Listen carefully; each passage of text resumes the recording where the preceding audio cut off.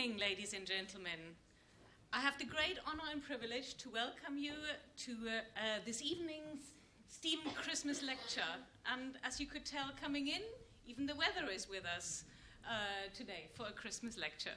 My name is Silke Machold, and I'm the Dean of Research at this university. This lecture that you're going to see today is very much a collaborative effort. It involves colleagues from the Faculty of Education, Health and Wellbeing, from the Faculty of Science and Engineering, and from the Faculty of Arts. It has been organized by the Doctoral College. The Doctoral College is training and supporting the training of the next generation of researchers. We have some fantastic research going on in our university. Our scientists are working on ways in which we can better understand, detect, and cure brain tumors, for example. We are doing work on developing the male contraceptive pill.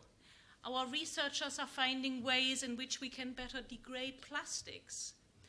We have work going on in helping better designs for people that are suffering from dementia. Our researchers in history are understanding different ways in which we can interpret history and the way in which, for example, the First and the Second World War were thought. Now, the university is very much reaching out into our communities. We have a range of projects which are supporting schools, and this afternoon we had a performance where several schools came in to get a taste of what it is like to be at university.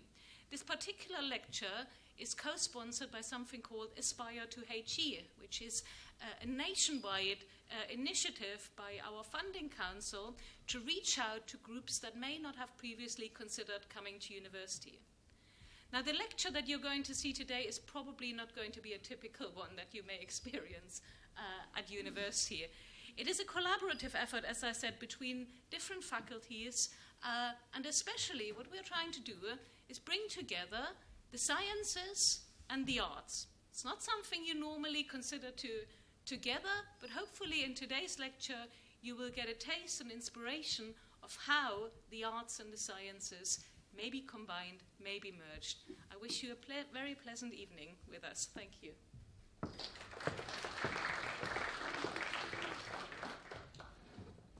Very good evening to you all. My name is David Luckhurst. I'm one of the science technicians here at the University of Wolverhampton, and I'd like to welcome you to this science objective team performance, plus music and so on and so forth. But first and foremost, what I need you all to do is to cast your mind back. We all need to go back in time. Not that far, a couple of months, back to December the 11th. Some of you may have had a snow day. Some of you may not. But on that day it was snowing. Maybe not quite like that. Okay, but what we need to do is we need to go back in time. At the science objective we use this skill with our hands. Okay? And what we do is we do this. So I'd like to see everybody's hands, please. I can see them do the line. Okay? And what you do is you do this. Okay? So what we're going to do is we're going to see if we can go through time. Yes, it's happening. It's happening. Oh! We've got Doctor Who with us tonight. Keep going. We need to go back in time. 2 months is a long time in politics. Okay? I think it's about time that the time is stopped. Okay. Keep going. Come on, keep going. Keep going. Hello, Wolverhampton! Woo! Travelling through time. You finished travelling through time, ladies and gentlemen. And I think that's it. Welcome to Arena Theatre Wolverhampton, ladies and gentlemen, and welcome to our STEAM Christmas lecture. I am Nurse Nitro, and I'm going to be one of your hosts this evening.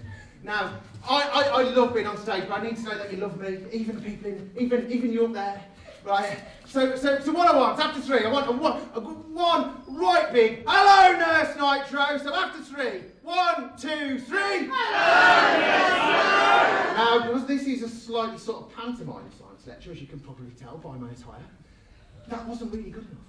So what we need even louder hello, Nurse Nitro. Are we ready? 1, 2, 3. Hello! Fantastic. That's all absolutely brilliant. Now, welcome, as I said, to our STEAM Christmas lecture. Tonight, what we're going to do, we're going to sort of look at STEM. We're going to look at science, technology, engineering, and maths. But we're not going to sort of look at a traditional way of that sort of acronym. What we're going to do, we're going to add the creativity, we're going to add the arts back into STEM, this science, technology, engineering and maths, to make STEAM, to make our STEAM's Christmas lecture, but to give you a fantastic show tonight.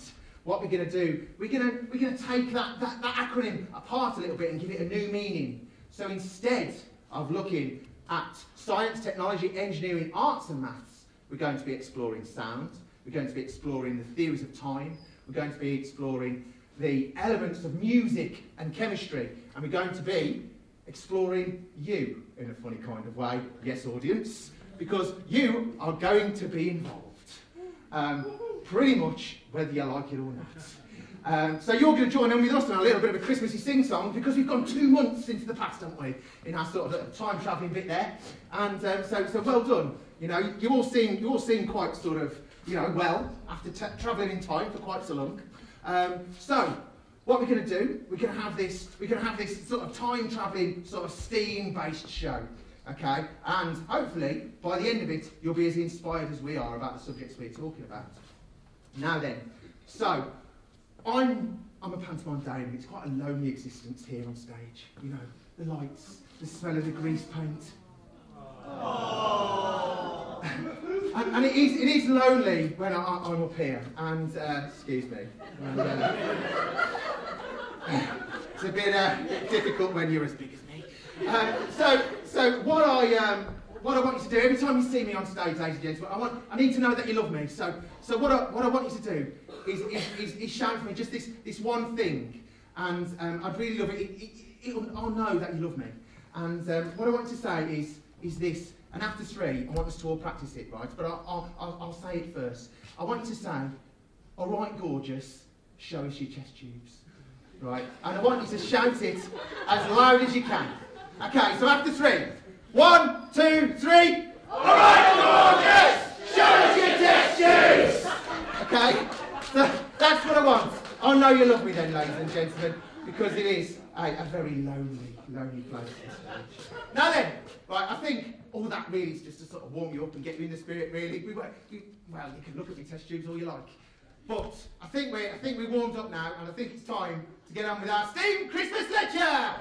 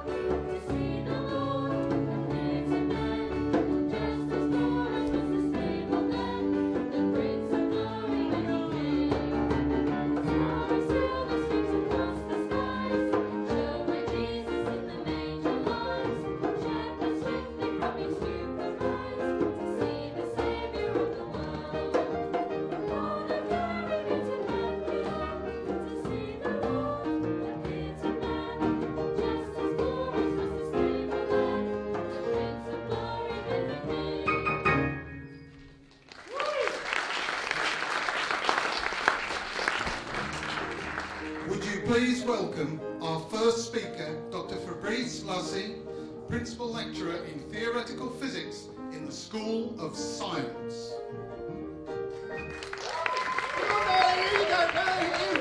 Give him a massive clap. There we go. There we go.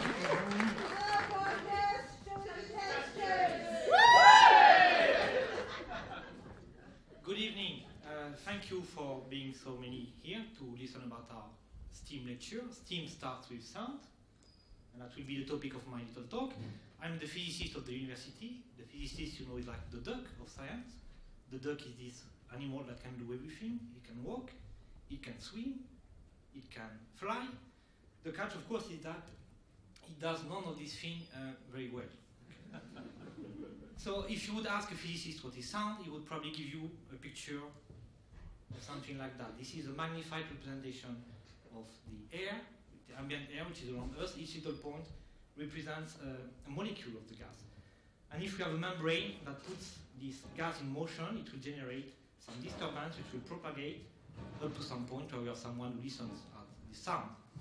So to give a slightly more quantitative picture of that, we would represent, for instance, the quantity of gas that we have as a function of space. Yes, that's maximum. Here you see there is a depletion that corresponds to minimum. And putting this into an animation, bringing some movement into it. So you see the membrane is moving. This is what I'm doing here with my voice. And something propagates indeed towards the receiver. So that would be the audience. In this case, this is you. I even show you the equation that we use to describe this thing, the wave equation. So you see that we are funny birds indeed, because it reads square equal circle somehow. Okay, the important things to take into account here is that although something is propagating indeed, and is propagating through the medium, through the air, there is no actual transfer of material. If you look at one atom in particular, some of them have been put in red so that you can track them, you see that the atom stays where it is. It fluctuates in time, but it doesn't actually move, which is fortunate, because I would otherwise suffocate as I speak, because I would send all the airs towards you. What is propagating, therefore, is not the actual gas, it's information through this gas. And that's the kind of way that physics is looking at what we call sound. And maybe it's a bit fundamental and boring, so to make it more entertaining, let's look at our function again, our harmonic wave, and instead of looking at it in this highly sophisticated way, we are going to ask one of our musician artists to join us and to actually perform this sound. So we start with the flute, maybe, because the flute would be the instrument, here it comes, that most likely resemble this disturbance of air. But let's have a look at how it sounds like, please. So that's an harmonic wave, that would be the Do, I believe, yeah? It's called the C here in Britain. And it's not actually the way that the molecules are sloshing up and down like this beautiful sine wave. The actual waveform is something like that, it's slightly different. A different instrument that plays the same note, like the saxophone, so let's grab the saxophone out of the band. I can get them on demand, this is very convenient. So it's going to play the same note, which means the same frequency, but it will sound differently, of course. And it will sound something like that. So we are playing the Do. So the same thing, but with this different waveform now. Okay, same frequency. And to belabor the point, let's do the same thing with the third and final instrument. We'll call the clarinet because it's so pretty and interesting sound. Who will, like our two other friends, play the same notes, so same frequency.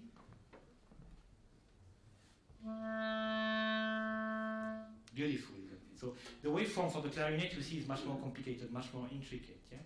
And of course, these people can do more interesting things than play an harmonic wave like that. What they can do is change the pitch, that they call it like that. So in physics, we would call it the frequency. By the way, this pattern that repeats is called a timbre. Yeah? You will hear about all these things again later in much more sophisticated way. So we are looking at it from the point of view of physics.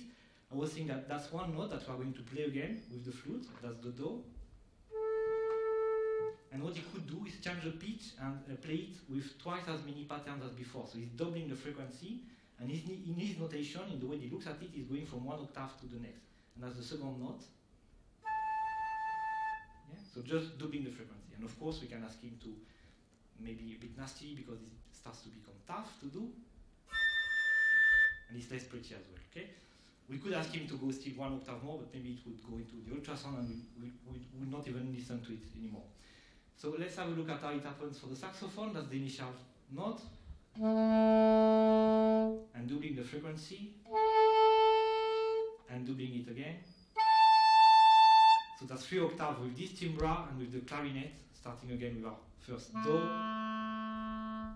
clarinet is definitely the prettiest, no? So the second one. And still a third octave.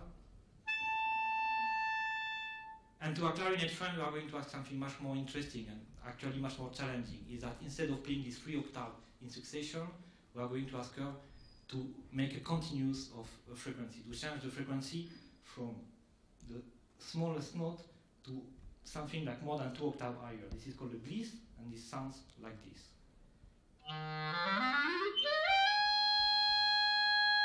And this is very pretty, and you might have recognized the opening of the Rhapsody in Blue of Gershwin. Okay, so that's how sounds look from the ear point of view. So let's thank our artist, and we are going now to look at something different. Instead of listening to the sound, we are going to look at the sound. And this we can do using this device that someone is preparing behind.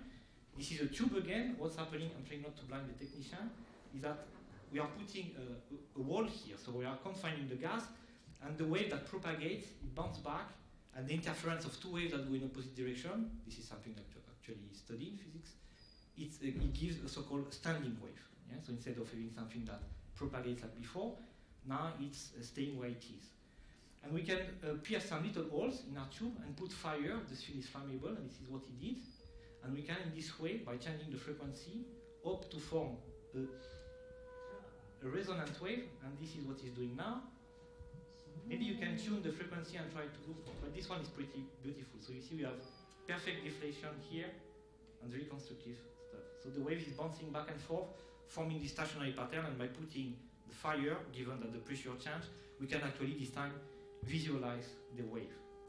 Okay, and to conclude, because as we said, there is a lot more to come, especially about sound, but I want to finish on something very fundamental and universal, so it's a nice concept to terminate with, is that in physics, everything has a reciprocal. So what's a reciprocal is something that behaves in every respect like the perpendicular or the opposite of something else. So what is the reciprocal of a wave, which is something which is delocalized and varying smoothly and for long times? Well, this is called a singularity, and it's something which is localized in time. It's very intense, and it happens very suddenly. And as regard to wave, the reciprocal of a wave is an explosion, it's a detonation. So I believe that you've been given some crackers, that should be somewhere, that you've been asked to detonate before. Now we are going to ask you to detonate them all at the same time, with the hope to produce a sizable explosion. We'll actually have a much bigger explosion later, so you can remember this story. So at the count of 3, you are please going to... Not yet, not yet! So our nurse is going to give the count. Are we ready, everyone? Have you got your crackers? No? Well, there must be some. Shall I help? There you go. Pleasure. What? Whoa, what? 2? Okay. Are we almost ready? Okay, we like this. Bit of old lang syne going on. Alright. Are we ready then? Okay. So back to 3. 3, 2, 1. Hey! That's all for me. Thank you very much. Let's give Fabrice a massive round of applause, ladies and gentlemen. Fabulous physicist. Our next speaker is Mr. Kevin Stannard, Director of Performance and Outreach from the School of Performing Arts.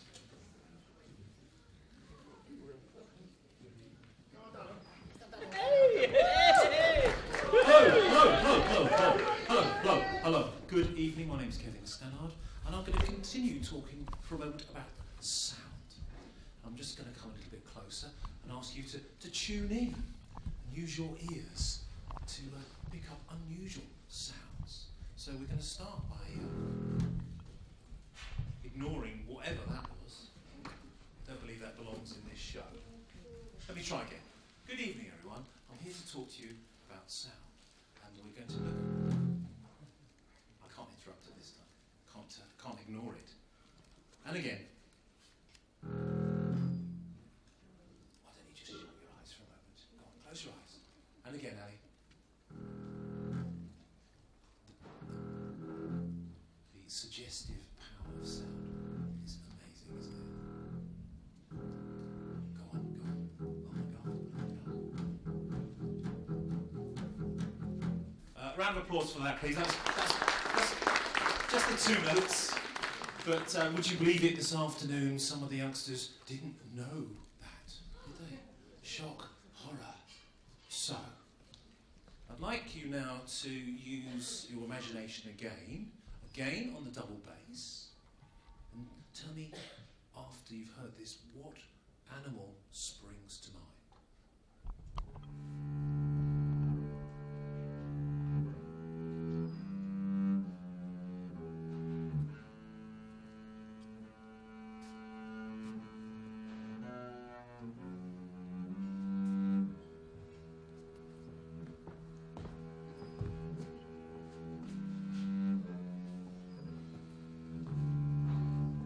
I think you're supposed to ignore those two goons.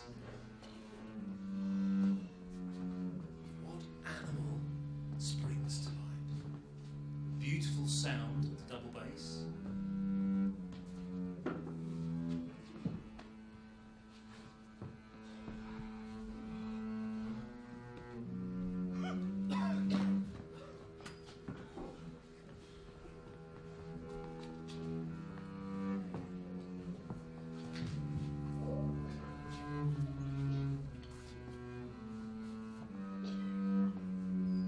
Keep playing very quietly. So what a lovely sound. Keep it going. Anybody got any suggestions? What animal springs to mind? Sloth. That's a good one. Elephant, maybe. Snail. I think that's closer to where I'm going with this. Does anyone know where this music comes from?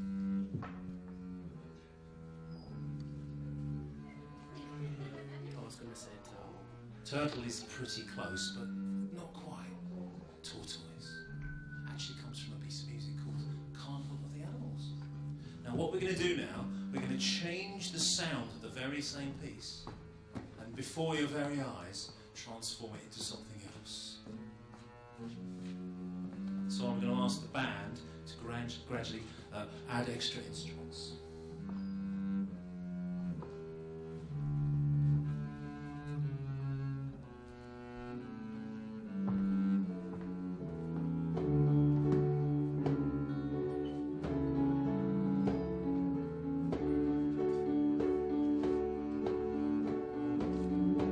Same tune, we've done nothing to the tune, but something's transforming.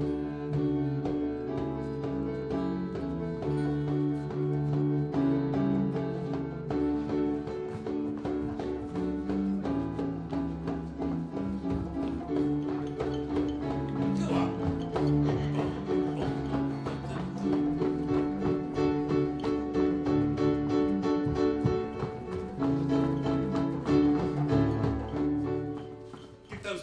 The band players, great round of applause. Dancers, I'm not sure. Singers, I've got some singers to come in and make the job a little bit easier for us. Where are they? In they come. This is where we promised that you would join in a little bit, and we're about to invite you to sing. So I'm just giving you a little moment to clear your throat. So, what was that song then? What was the name of that song? It was the Tortoise, but what did it become? It became the Can-Can. So what's going on there? And that's the beauty of music. The beauty of the sound of one song becomes something else. Let's have a little band introduction. 1, 2, 3, and. Listen very carefully to the choir here.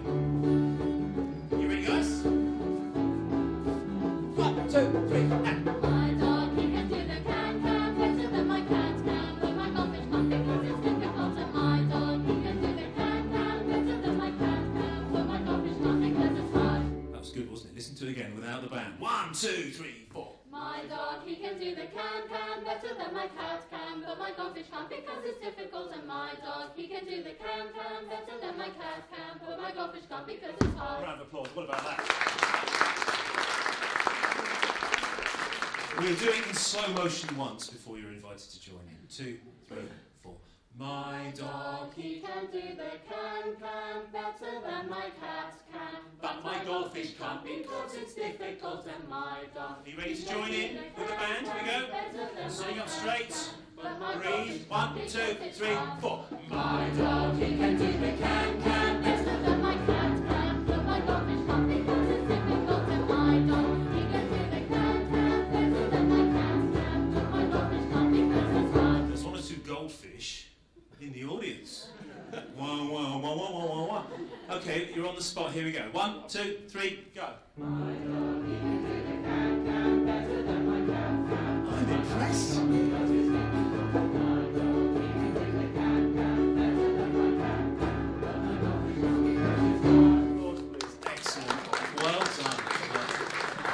to move on to the next stage of our presentation here. So that is sound. We're going to move into tempo and so on. But as the guys hop off, we'll all sing together. Are you ready? 1, 2, 3, 4. My dog, he can do the can. Can you clap as well, yeah?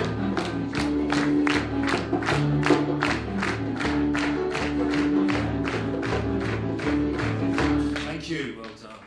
Yes. So I'm going to invite a couple of the guys back, and we're going to talk about the next letter, and it's T. Timing. And we've got here the same instruments we've met before. We're going to add in some of the other instruments on my right keyboard, I think, for this one. We're going to play a tune called Under Bethlehem Star. Lovely Christmas tune. Are you ready then? Do you have a drone as well? Here we go. 2, 3, and.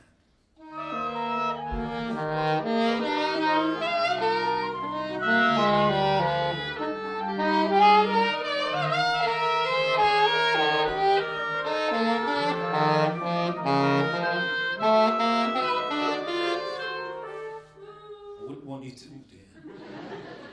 you to think that this was typical of the university music department. Something is wrong with the time. We need to align the timing, very obviously. That was actually really good. Chris Foster would have loved that. Chris does contemporary music and things like that. Okay, let's try it again. I'll count them in. Are you ready? Here we go.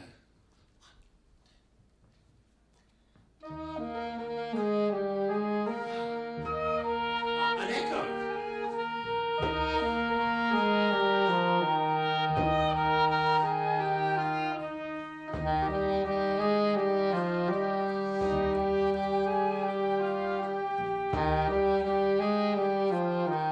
Let's see what happens if we do it a little bit quicker.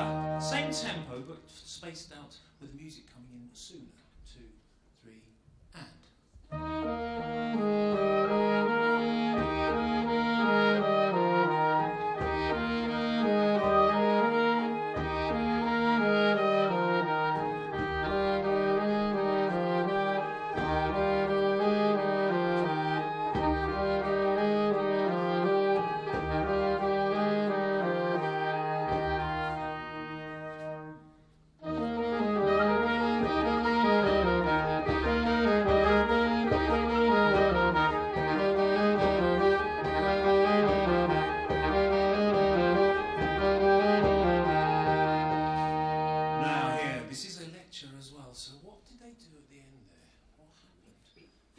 To maths if it helps. What did they do? Da-dum-dee-dum-dee-dum-dee, etc. And da-dum-dee-dum-dee-dum-dee. Oh, well, we didn't change the tempo because the beat was still kind of the same, but we did something. Go on. We added some extra beats or some extra notes, but what technically did we do? Yeah, so how did we do it? There's a word I'm thinking of. Yeah, well, we actually doubled the speed. Did you hear that?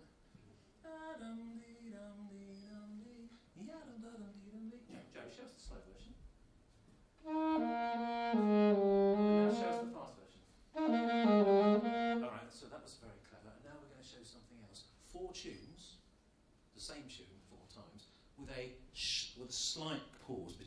What's the word? Like a quaver rest between each one. So rather than all playing together, they're showing how timing in music, if it's carefully aligned and carefully sorted, can make a wonderful sound. So we're looking for, in order, I think it goes sax, clarinet, keyboard, flute. Is that right? Let's listen for it. 1, 2, 1, 2, 3, 4.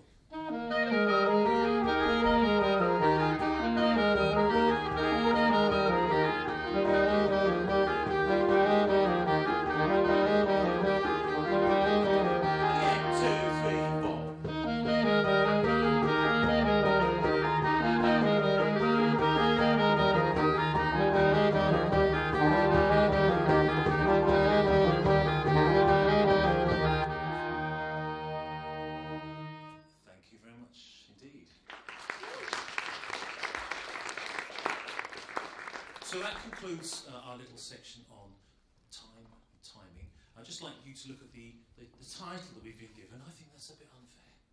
Chaos, yes, to cacophony. Well, that's a lovely word, cacophony. It actually went from cacophony to harmony. Thank you very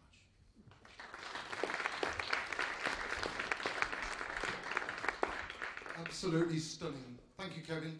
I would now like to introduce Dr. Liam Norton, Senior Lecturer from the School of Mathematics and Computer Science. Come on! Give a round of applause, then, Jim. Come on! Get in there!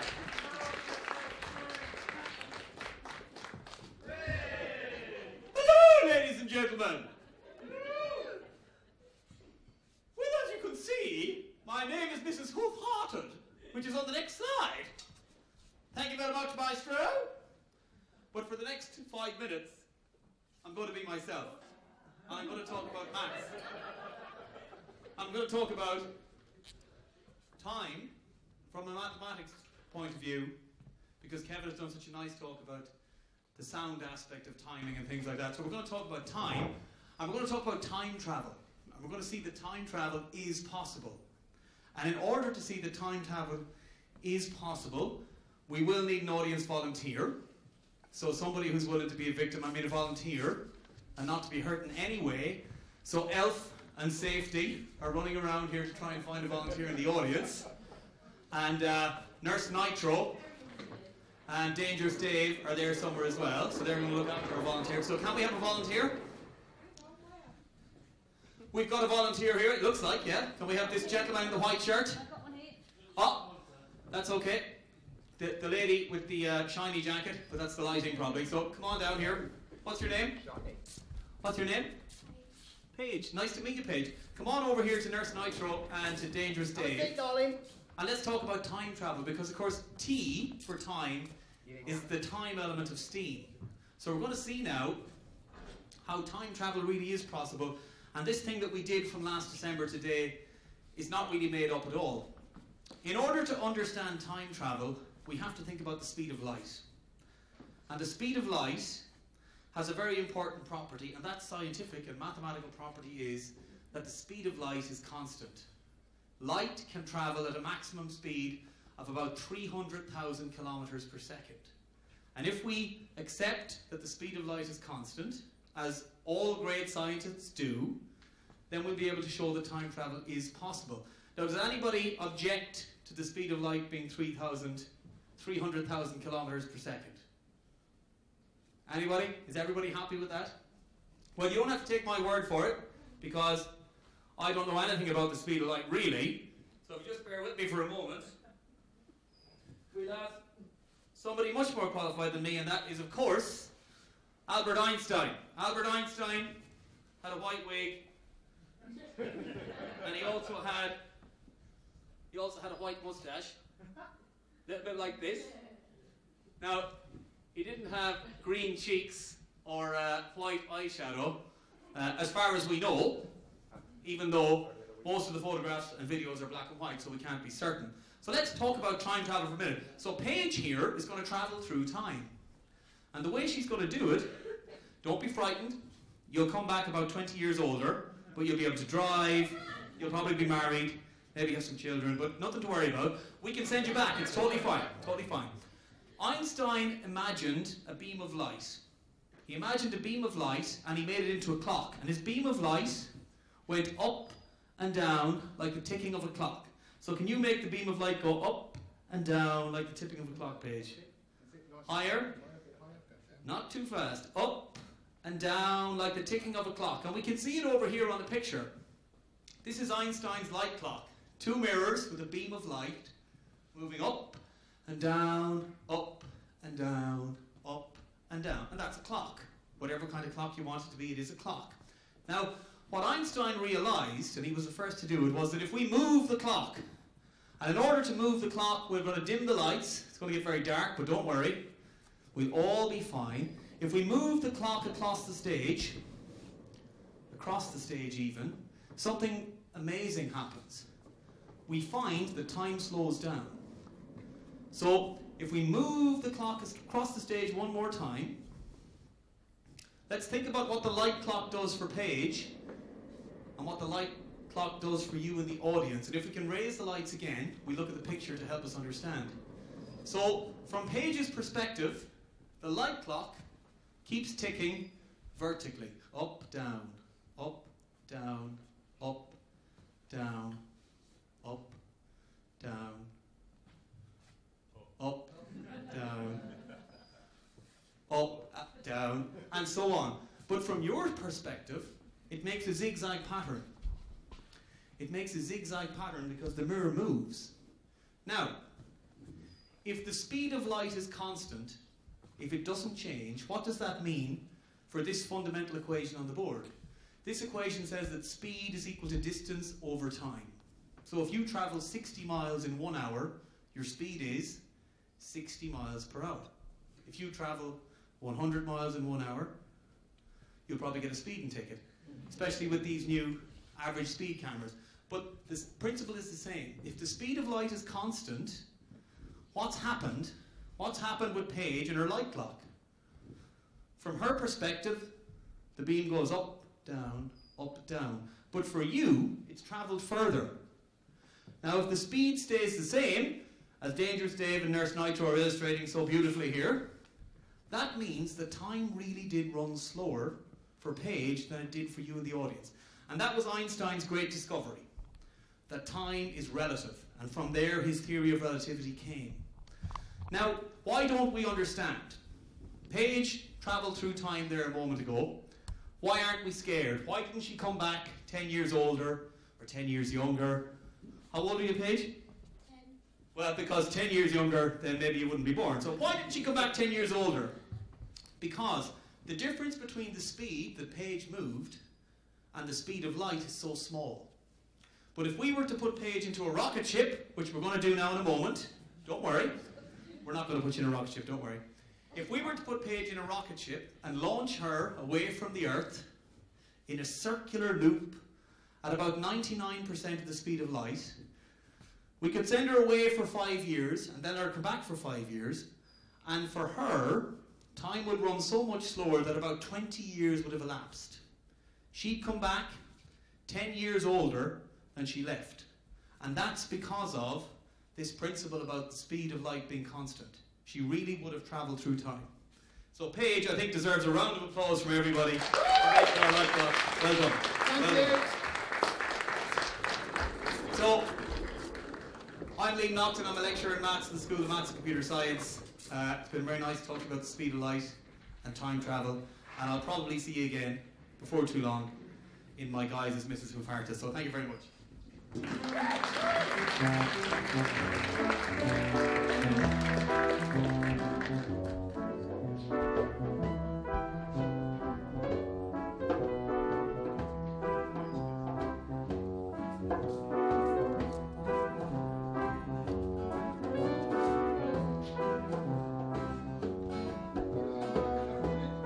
Soon, it is customary to have ice cream during an interval, so here's Nurse Nitro to make some for us. Nurse Nitro!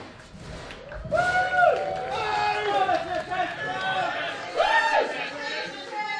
thought it already. Right.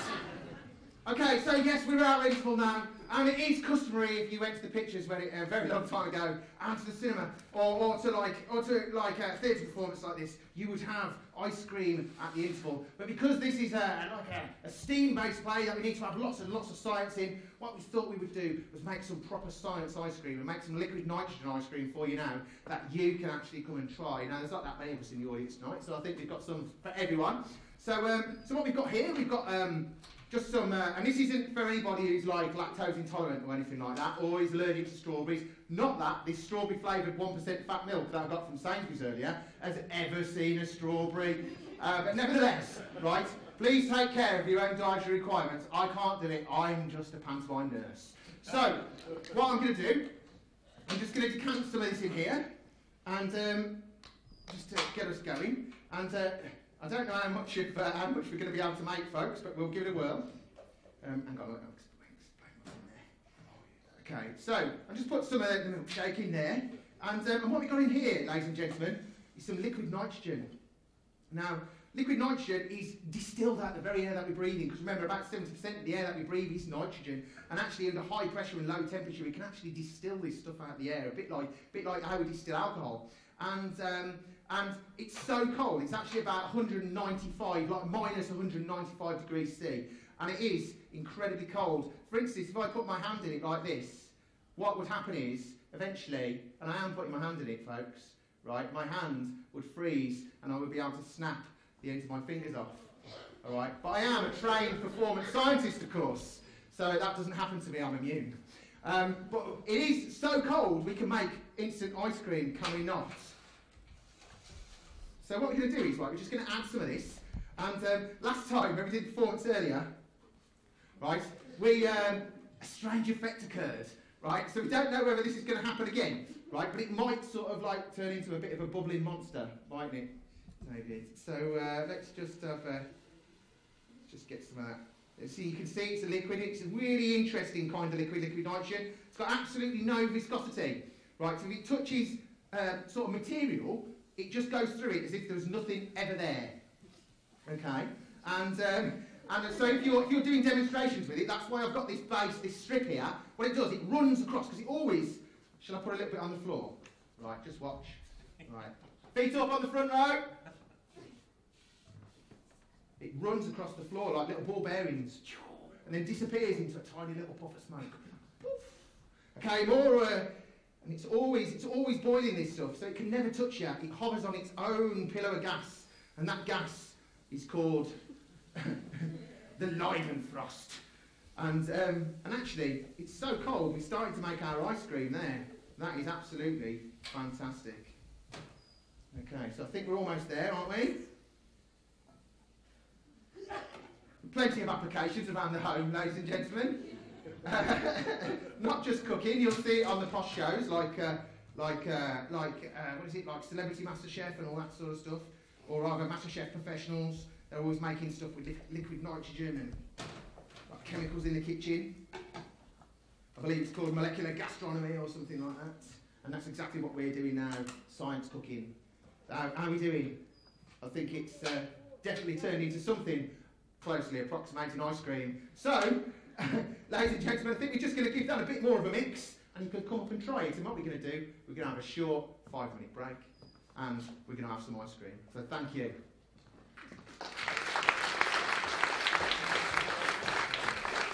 Come and keep some ice cream. Would you like to keep some ice cream?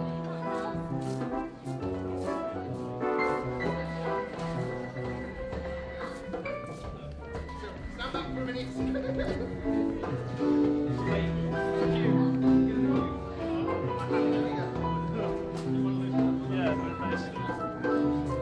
Don't eat it straight away. Whatever you do. Now eat strawberry. Don't eat it straight away, right?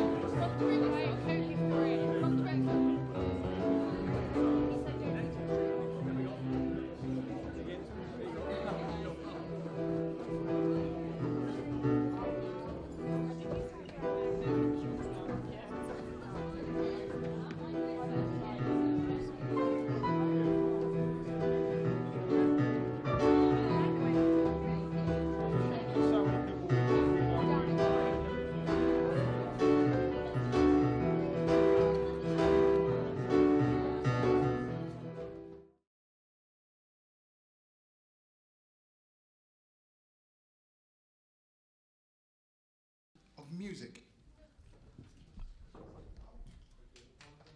That's what happens when you get the script. Welcome back to our steamed Christmas lecture. It's chaos behind it. back to our STEAM Christmas lecture. We now welcome to the stage our university's very own chemical jacker, Mr. David Townrow.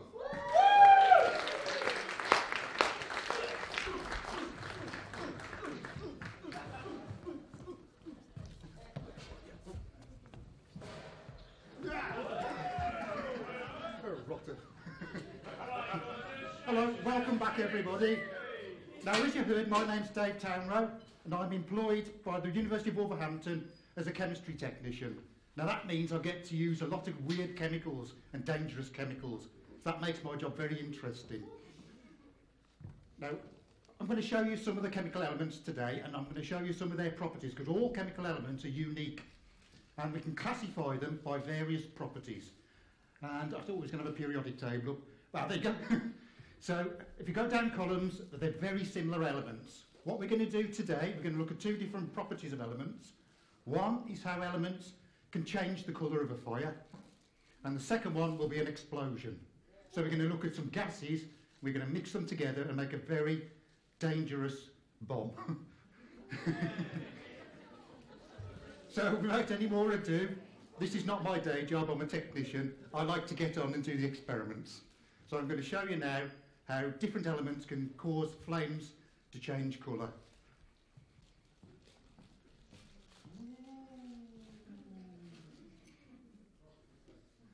If we could just dim the light slightly.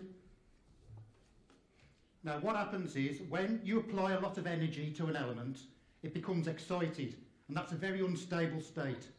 So what happens is it releases that energy in terms of light. So we can actually make these chemicals give off light. The first one I'm going to show you is potassium. And this should give a nice lilac colour.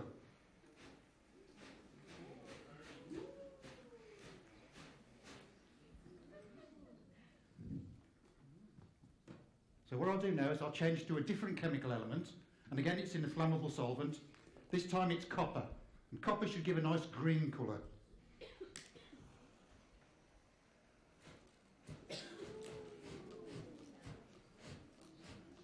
So it's releasing the energy in the form of light.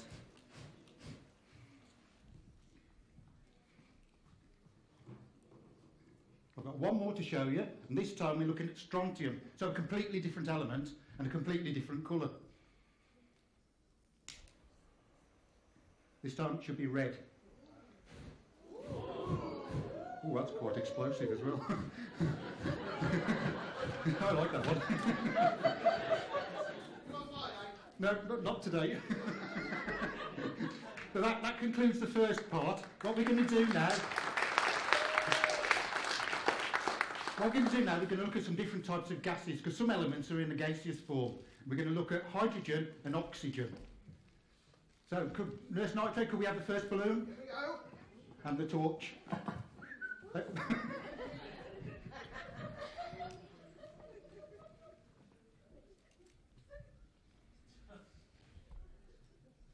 So hydrogen's a highly flammable element, and I can't see a thing through these glasses, so I'm going to have to take them off. Okay, so before we go any further, ladies and gentlemen, boys and girls, what we need to do, we need to learn how to be safe in the midst of these massive explosions that we're about to see and hear and feel throughout our bodies. And what we need to do, we need to learn a bit of a safety drill, okay? And by doing this, what I'm doing, I am absolving myself from any legal action, actually. Because if you don't do what I say, you could walk out of here deaf. And the rest of us as well. Yeah, and us, yeah. So, and I'm not kidding, all right? Because the noise you're about to see here at the University of Wolverhampton, with the science objective sort of performance science team, which we are, we call this noise pants browningly loud.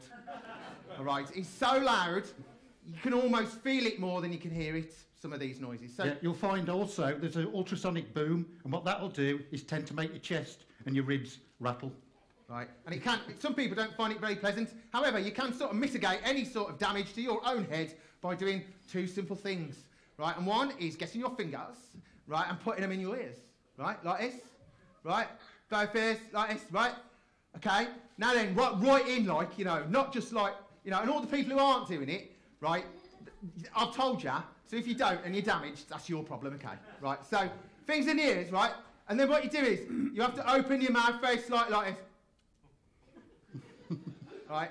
Now, there's a biological base to that. There's actual science. Because you've got a little tube that goes from your ears into your mouth, into your throat and that, and it links it all together. It's called your eustachian tubes. And if you don't balance the pressure across the two things, your eardrums will burst. Okay? There's no, like, it might. They will. All right? So, you know, fingers and ears, mouth slightly open. Right? I know you look a bit silly, but you'd rather be silly for a bit than deaf forever. Okay? So, right, when we say fingers and ears, mouth open a bit, right? I can't be more serious that you really have to at least have a go at it, right? So, moving on. Dave. Right, the first one we've got today is hydrogen. And as I said before, this is highly flammable. So what we're going to do is I'm going to give you a countdown from 3, and then what I'm going to do, set fire to a hydrogen balloon here today in the Arena Theatre. So get your ears well protected. Okay, so fingers and ears, everyone, mouth slightly open. Are we ready? After 3. Lights as well, please. Can you dim the house lights, please? Thank you. Okay, I'm going to give you a countdown. 3, 2, 1. Okay. Ooh. Now that's hydrogen, highly flammable. What we're going to do now is we're going to look at oxygen. And we're not going to talk about oxygen that you breathe, because that's about 20%. We've got a 100% pure oxygen in a balloon. And oxygen is an oxidizer, and it will oxidise more or less anything it comes into contact with, especially other gases. So let's see what happens when we set fire to an oxygen balloon. Okay, fingers. Fingers, everyone, fingers. Little bit of mouth, little bit of mouth. Okay, are we ready? 3, 2, 1. Nothing happened. We fooled you. Now, do you know why that nothing happened? Because oxygen's an excellent oxidizer, but it's got nothing to oxidise. So what we're going to do now, we're going to use an oxidant, an oxidising agent, and we're going to add it to a fuel. And when you have a fuel and an oxidising agent and an ignition source, that's the 3 components of a bomb. So what we're going to do now, this one, you must protect your ears. And even I'm going to put on ear defenders, so that's a warning. You lot can't have any. No, I'll be all right, you won't. We're working on a very small budget here. Right, as you can tell. Okay, here we go. I won't be able to hear now, though. Right, are we ready then, ladies and gentlemen, boys and girls? This time we're going to have a longer countdown. We're going to count down from 5. Okay, are we ready? And we're going to set off a hydrogen-fuelled bomb in the Arena Theatre. Okay, fingers in ears, everyone. 5, 4, 3, 2, 1. No, you was warned. Oh, I thought I'd gone deaf then, but I've got these on. I hope you all enjoyed that. Today, Climber and the Chemical Jockey, you can see him on YouTube, everyone.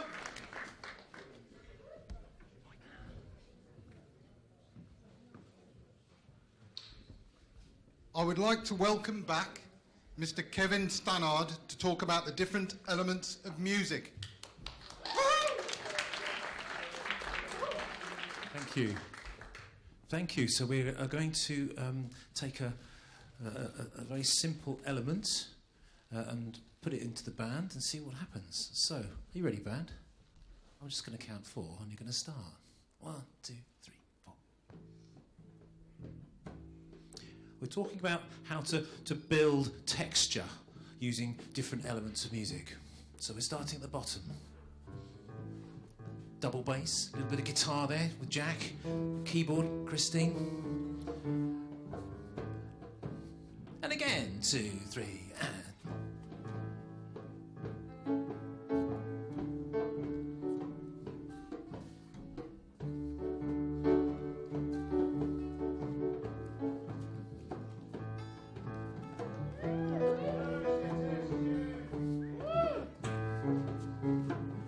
Okay, so that's, if you like, a backing riff. Give me those 3 notes, Christine, please. So we're now going to put in some harmonies, okay? Something like this, and the words are something like doo-doo-dun-dwee. 1, 2, 3, 4. You can join in if you wish, in a second.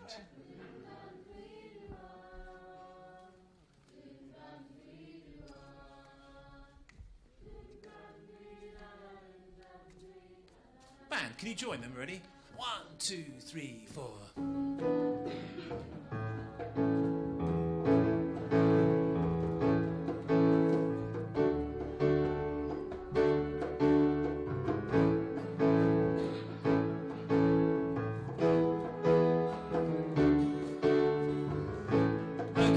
So we're building together these elements of music with the rhythm and the harmony. There's a tune missing.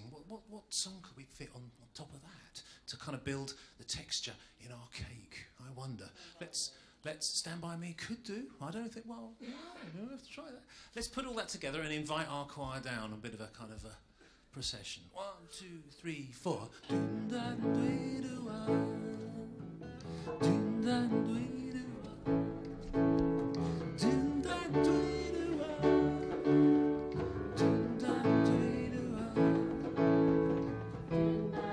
So I reckon you can join in the words doodin, dodden, dwee. Ready? 1, 2, 3.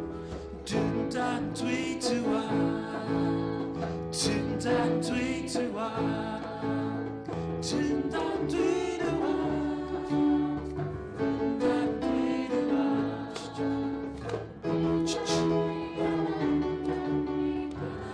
Okay, marvellous. Just before we put the thing on the top, let's just dissect this. Ready? Let's have that bass note ready out of me and you. 2, 3.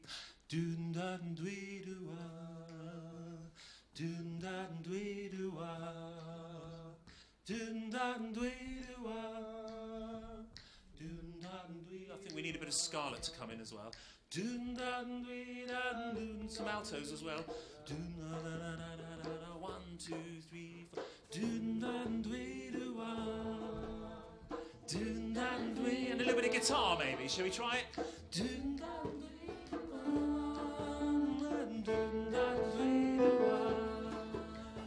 Now we're going to throw in some double bass, a bit more keys, and the top part, and some beatboxing as well. 2, 3, 4. Cha-cha, cha-cha, cha-cha.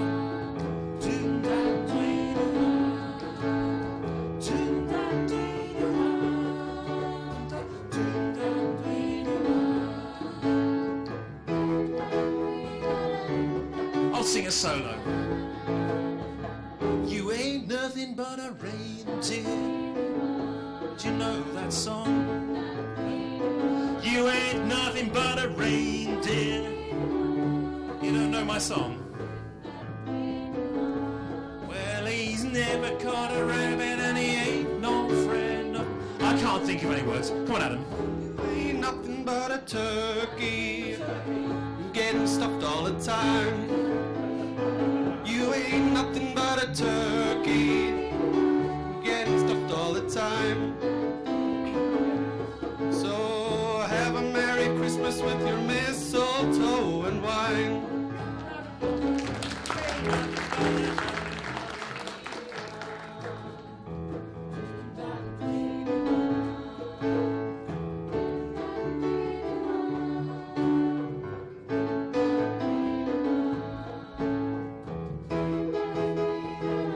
Keep going, guys.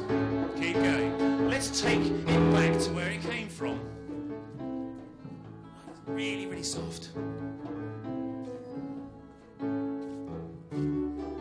Bit louder.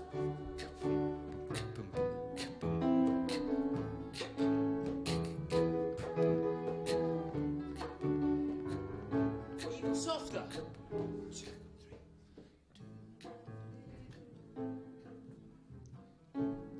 So that concludes my little talk on how we're building music and the various elements. And what's good about these guys is that they can do dynamics. Come on, 3, 4. And back. And then they can just disappear. So various elements of music just at the tip of my fingers. Give them a round of applause, please. And off you go. 2, 3, go.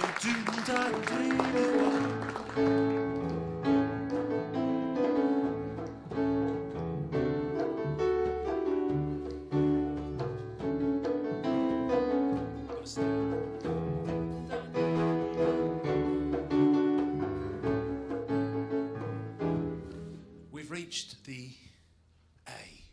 What was the A going to stand for? That's for audience, darling. Audience. Yeah, I know. Yeah. I think he thought I was being rhetorical.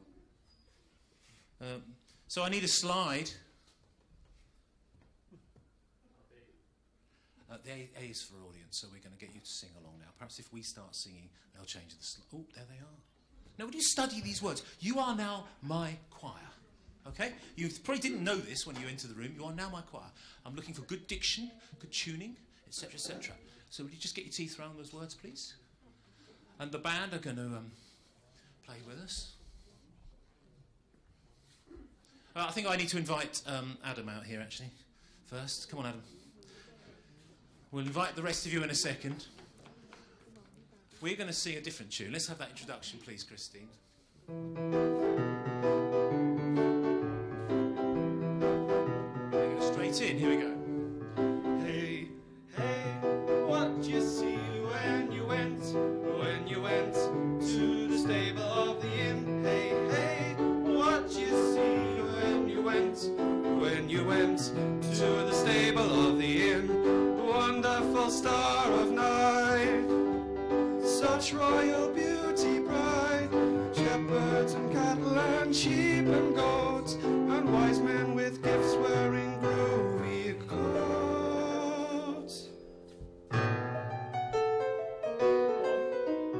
We three kings of Orient are, one in a taxi, one in a car, one on a scooter, pipping his hooter, reading with presents.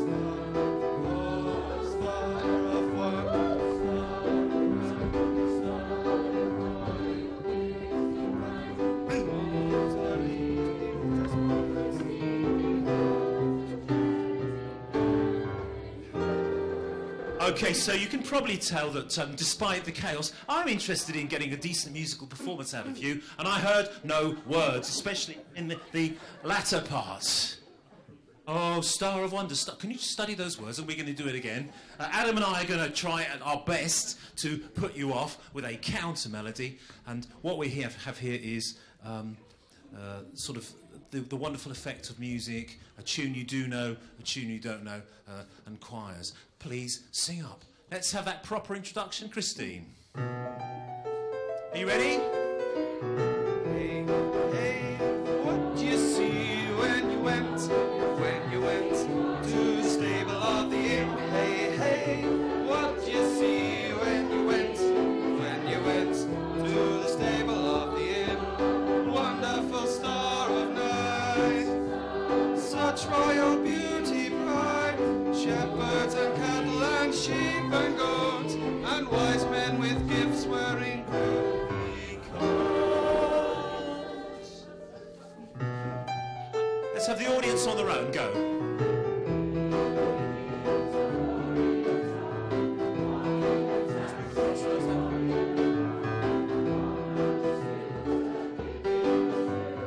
Keep going. I want to see if you can sing those words. Come on.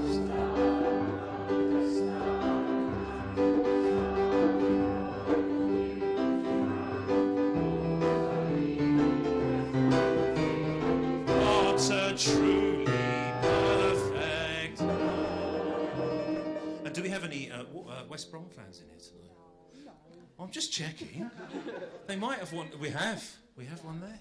Okay. They might have wandered in. Okay. So should we give the audience? Well done, audience. That was pretty good, actually. We were quite impressed with that singing. Give these guys another round of applause. We're going to go off singing the same thing. Are you ready? Straight in. 1, 2, 3, 4. We three kings of Orient are.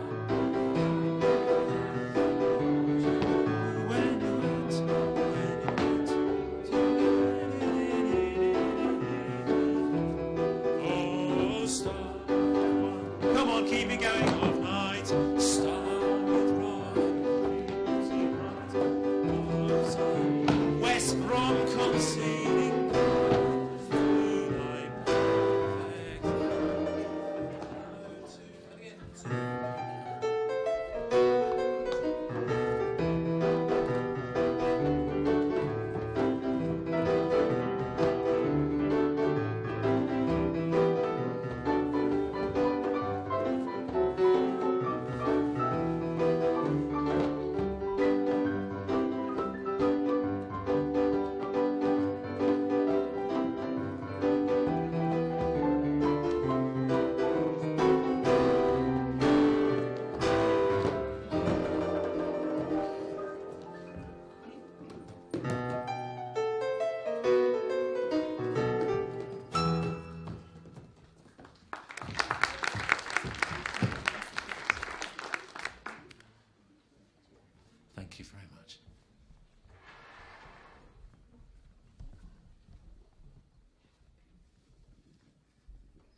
Please welcome Dr. Tina Smith, who is a senior lecturer in biomechanics in the Institute of Sport and Human Sciences. Hello. Give me a place to stand and I will move the earth. And Elf, where's my slide? There you go. This part is the M part of our steamed Christmas lecture. It's for movement. And I'll be talking about levers and how we use them to move and to move them. So what Archimedes meant by this statement was if he had a firm place to stand, a fulcrum or pivot point, and a long enough lever, he'd be able to move the earth. If you look at the diagram, you'll see that the lever, the one before, Elf, you're being too quick, thank you. If you look at the diagram, you'll see the lever arm is longest between where Archimedes applies the force and where the fulcrum is. It's shortest between where the earth applies the load and the fulcrum. So the advantage is in favour of Archimedes, and he can apply a relatively small force to lift a heavy object such as the earth. Now, on the next slide, we'll see that levers can be arranged in a number of ways. Look at the top left of the screen, and it's the arrangement used in the Archimedes example.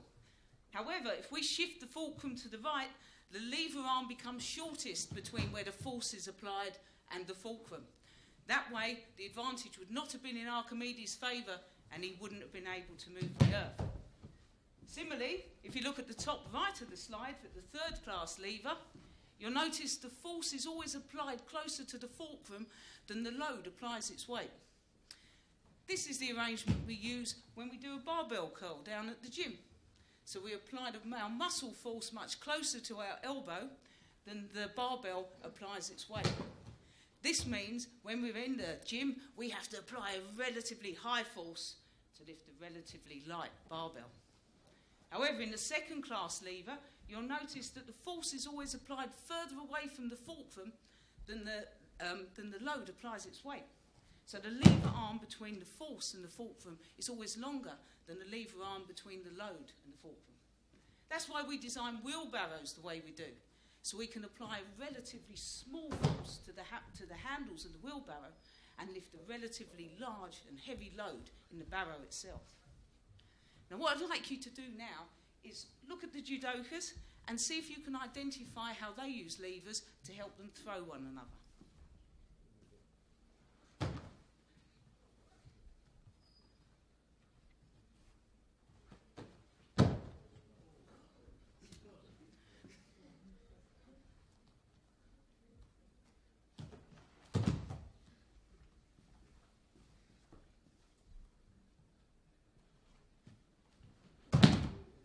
Fantastic.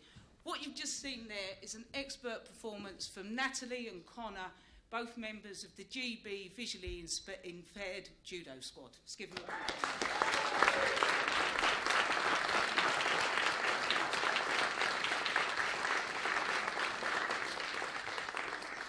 Okay, one of the throws you saw there was the hip throw. During the hip throw, the thrower uses their hip as the fulcrum, the lever arm is the length of their opponent's upper body, and the thrower applies a force at the top of the upper body to rotate their opponent forwards and downwards.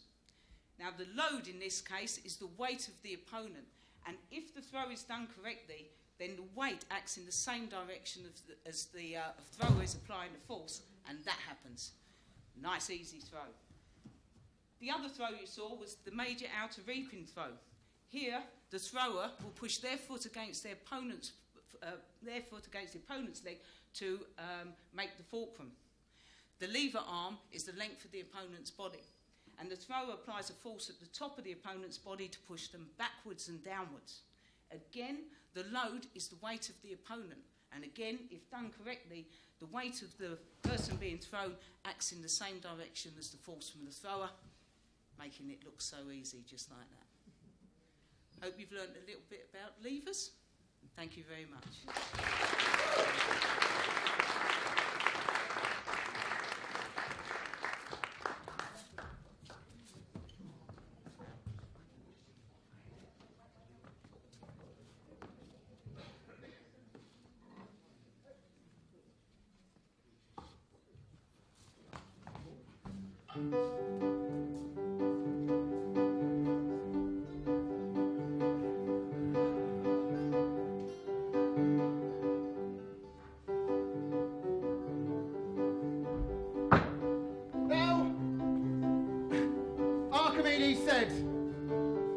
me a lever and a fulcrum, and I'll move the world.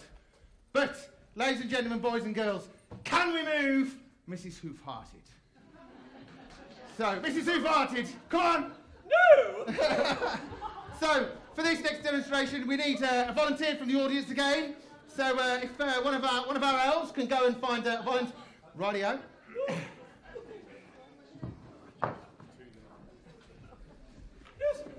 Okay. So, we've got one of the. I guess we've got an example of a bit of a first-class lever here, ladies and gentlemen, and we're going to get Mrs. Hoofhearted sitting on the end there. What's your name again? Richard. Right, Richard. Right, what we're going to try and do, is he something to do with you? My lecturer, yeah. Hey! It's also my marking my dissertation. I see. So we'll be nice to him then, shall we? Or not, as the case may be. Okay, ladies and gentlemen, so what we're going to try and do, if you want to try and push down on here, we'll just try and give this a bit of force. We can just about get him up there. Okay, Now, what you don't know, it's already snapped once in the last performance. But, suffice to say, we're getting on. Okay, so it was quite difficult to push him down then. There's two of us pushing, right? But if we move that fulcrum and give that lever a longer moment, if you like, and make it more of that sort of second-class lever, we should be able to move the incredible bulk of Mrs. Hoofhearted with relative ease. So let's just push down. Here we go. And see if we can fire him up in the air. 1, 2, 3. Push on! So there we go, ladies and gentlemen. Did that get you in the face? Did it? Oh, I'm really sorry. Let's give our volunteer a round of applause, ladies and gentlemen. That's our final demonstration tonight.